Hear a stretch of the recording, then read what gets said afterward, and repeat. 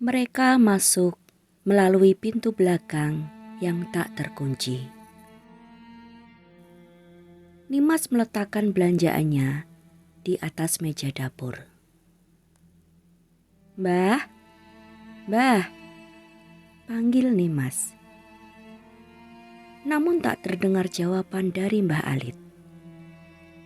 Rupanya perempuan itu sudah pergi, entah mencari rumput untuk pakan kambing-kambingnya atau bekerja di sawah dan ladang milik tetangganya.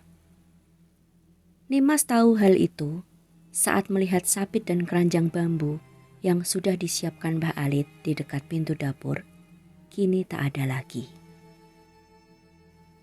Rupanya, Nimas harus terbiasa bila Mbah Alit pergi begitu saja tanpa berpamitan.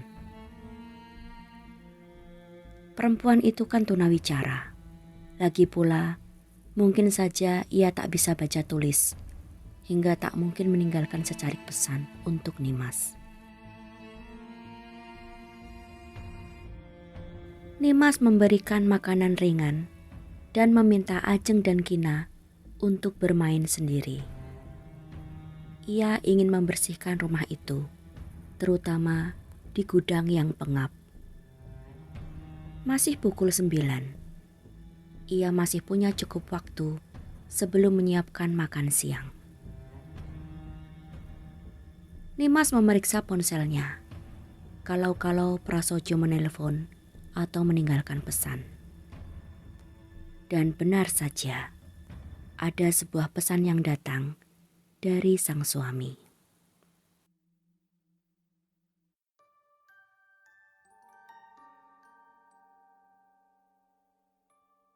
"Sepertinya besok aku ndak bisa datang, Jeng. Bos tak mengizinkan aku ambil libur lagi. Proyek sedang sibuk-sibuknya. Bahkan sampai pukul 9 malam pun kami masih bekerja. Maaf ya, akan aku usahakan datang nanti saat malam terakhir tahlilan saja." Nimas kecewa saat membaca pesan itu. Banyak sekali hal yang ingin ia bahas dengan Prasojo. Mengenai Ajeng, Mbah Alit, dan rumah ini. Lagi pula, ia merasa sangat tak nyaman berada di sini. Ada sesuatu di rumah ini yang membuat bulu kuduknya selalu meremang. Ia hanya ingin kehadiran sang suami untuk menemaninya. Nimas menggelengkan kepala untuk mengusir perasaan itu jauh-jauh. Ia segera menuju ke gudang. Seperti biasa, pintu kamar Mbah Alit tampak tertutup rapat. Nimas menyibakkan tirai dan menyelipkannya di atas kusen pintu. Bau pengap gudang itu seketika membuatnya terbatuk. Ia membuka jendela gudang agar udara segar dari halaman samping bisa leluasa masuk. Kini penerangan di dalam gudang lumayan lebih baik. Nimas bisa melihat lebih jelas barang-barang yang tersimpan di gudang itu. Selain hasil kebun dan tumpukan kertas-kertas, ada juga kardus dan plastik berisi pakaian Ajeng yang sudah kekecilan dan mainannya yang tak terpakai lagi. Beberapa pasang sepatu tua milik Mayang dan Sugeng pun teronggok bertumpuk di sudut gudang. Nimas berencana untuk membuangnya saja. Toh, ia tak tahu akan diberikan kepada siapa. Nimas tak tahu lagi bagaimana cara mengatur karung-karung berisi hasil kebun. Terlalu berat baginya untuk menggeser, apalagi mengangkat karung-karung itu. Akhirnya, ia pun memutuskan untuk membiarkannya saja. Setelah memasukkan semua barang usang milik Mayang dan Sugeng dalam sebuah kantong plastik besar, Nimas pun mulai menata tumpukan kertas. Ia menemukan sebuah dompet tua yang sudah rusak. Dompet seorang perempuan. Bentuknya persegi panjang bermotif tenun.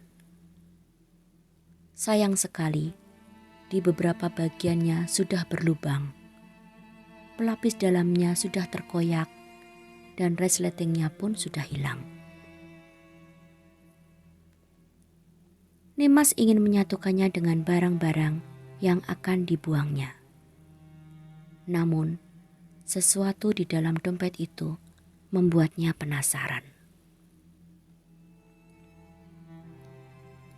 Nimas menarik secari kertas yang menjadi satu-satunya benda di dalam dompet itu. Ternyata itu adalah sejenis KTP model lama. Melihat dari tanggal penerbitannya, sudah lebih dari 40 tahun yang lalu. Nama pemiliknya adalah Janti. Hanya itu, tak ada nama belakangnya. Sosok perempuan di foto KTP itu sangat cantik, meski foto itu sudah pudar dan rusak di tepiannya. Perempuan itu tersenyum tipis dengan rambut jepol dan memakai kebaya bermotif bunga-bunga kecil. Foto yang menarik, meski masih hitam putih.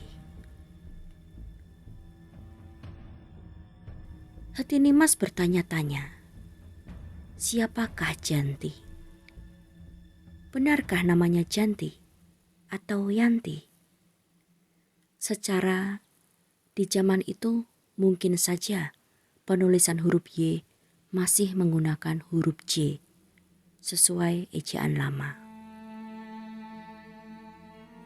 Lalu apa hubungan Janti ini dengan Mbah Alit dan Sugeng? Perempuan itu beralamat di sebuah desa, di sebuah kecamatan di Jawa Tengah. Sangat jauh letaknya dari Dukuh Gondang Manis. Nimas masih tertegun dan menimbang-nimbang apakah akan membuang dompet dan KTP itu atau membiarkannya saja. Namun nalurinya justru mendorongnya untuk menyimpan KTP itu.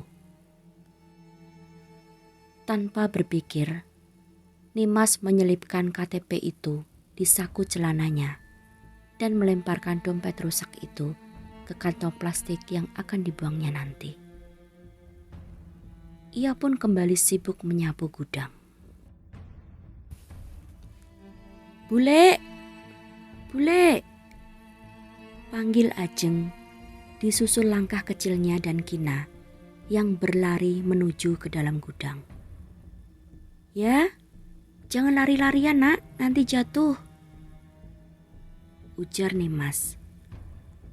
"Ibu," panggil Kina sembari mendekat kepada Nimas. "Ya sayang." Nimas meletakkan sapunya dan menghampiri mereka. Ia tak ingin mereka masuk ke gudang yang kotor. Kina menyodorkan botol susunya sembari mengernyit jijik. "Kenapa sayang? Ayo dimimik susunya," pujuk Nimas. Kina menggeleng kuat-kuat dan tiba-tiba saja melemparkan botol susu itu ke lantai. Nimas mendengkus kesal dan membungkuk untuk mengambilnya. "Ndak boleh dilempar-lempar sayang, nanti botolnya pecah," ujar Nimas menahan jengkel. Kina tampak tak peduli. Nimas meraihnya dan menggendong batita itu. ia memutuskan untuk mengakhiri kegiatannya membersihkan gudang di hari itu. Mungkin Kina merasa jenuh dan ingin bermain denganku, pikir Nimas. Diminum yuk, bujuk Nimas lagi. Kina tetap menggeleng keras. Nimas mendekatkan Dot ke bibir Kina. Namun, ia melihat sesuatu yang bergerak-gerak di dalamnya. Nimas mendekatkan Dot itu ke matanya, memastikan bahwa penglihatannya tak salah. Itu belatung. Banyak belatung. Spontan, ia melempar botol itu. Tubuhnya gemetar oleh rasa jijik, takut, dan amarah. Susu itu baru dibuatnya sebelum mereka pergi ke warung, sekitar 1 jam yang lalu. Ia pun menggunakan air panas untuk melarutkan susu bubuknya. Bagaimana mungkin susu itu bisa berbelatung dalam tempo 1 jam saja? Sedangkan biasanya dalam 3 jam pun susu yang biasa dibuatnya belum basi. Pantas saja Kina menolak untuk meminumnya. Lalu bagaimana mungkin binatang menjijikkan itu bisa masuk ke dalam botol susu itu? Kecuali... Nimas mengalihkan pandangannya kepada Ajeng. Siapa yang membuka botol susu itu, Ajeng? Tanya Nimas lembut. Namun sorot matanya menatap tajam kepada bocah itu. Ajeng menggeleng-gelengkan kepalanya. Bocah itu tampak bingung. Entah karena tak tahu siapa pelakunya atau tak mengerti arti pertanyaan bibinya. Ajeng, jawab bule. Siapa yang membuka botol susu Dik Kina dan memasukkan belatung-belatung itu ke dalamnya? Ulang Nimas, sembari menunjuk ke botol susu yang tergeletak di lantai. Nada suara Nimas yang meninggi membuat Ajeng ketakutan. Wajah gadis kecil itu memerah dan ia mulai terisak. Terdengar suara pintu dapur terbuka, disusul oleh langkah kaki menyeret khas Mbah Alit. Nimas menutup mulutnya rapat-rapat dan memberi isyarat bagi Ajeng untuk diam. Namun terlambat. Bocah itu sudah menangis dan berlari menghambur ke arah sang nenek. "Bah," ucapnya lirih. Mbah Alit segera merangkul Ajeng dan berjalan menghampiri Nimas yang masih terpaku di depan gudang. Raut wajah Mbah Alit tampak heran dan jengkel, membuat Nimas merasa serba salah. "Aku hanya menanyakan kepada Ajeng, siapa yang membuka botol susu Kina, Mbah?"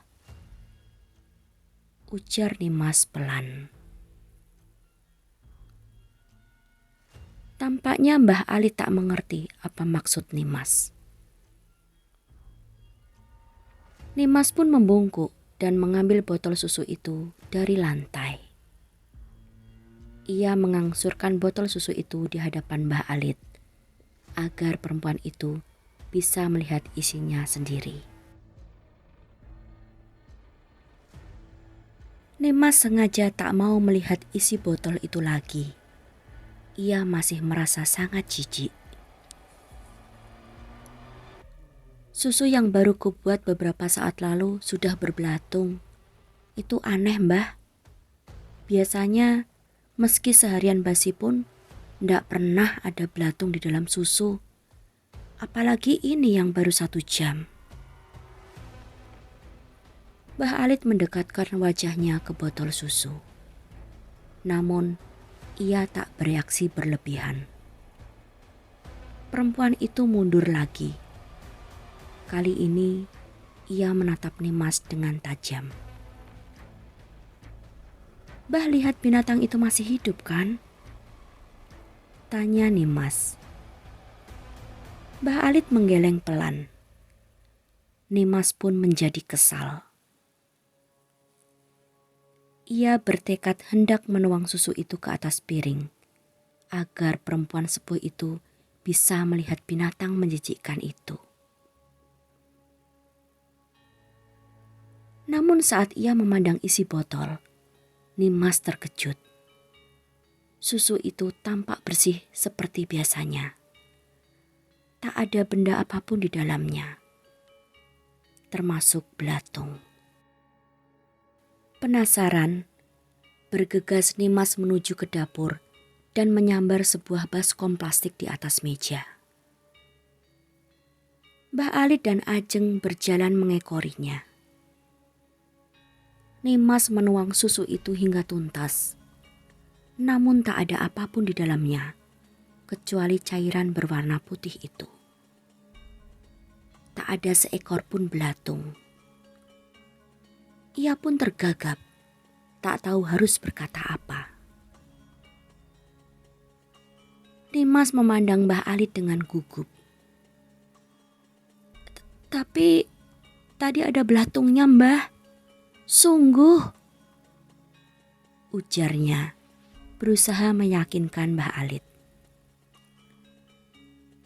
Namun, perempuan itu justru menatapnya seolah Nimas sedang bertingkah gila. Mbah Alit membalikkan tubuh ke arah kamarnya sambil merangkul bahu Ajeng, meninggalkan Nimas yang berdiri mematung, bingung dan ketakutan.